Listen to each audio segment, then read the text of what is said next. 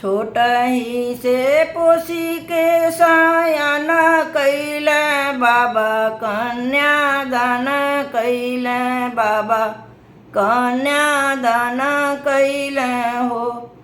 बाबा हो पत्थर के करे जा कैते जेल धिया के दूर भेजेल हो।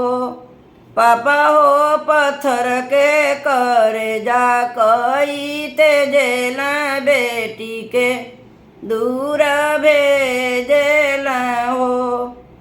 चाचा हो पत्थर के करे जा कैते जेल धिया के दूर भेजेल हो। भैया हो पत्थर के करे जा कैते जेल बहिना के दूर भेजेल हो।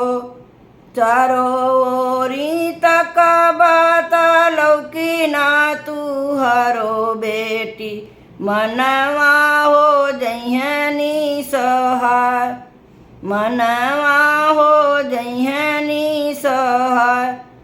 अचरा के छावे माई ढाकी के छतिया से साटी के ममता सहे जेलू हो।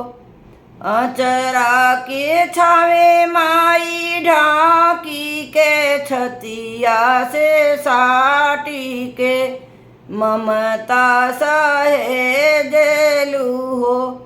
मई हो पत्थर के करे जा कई के भेजेलू धिया के दूर भेजेलू हो।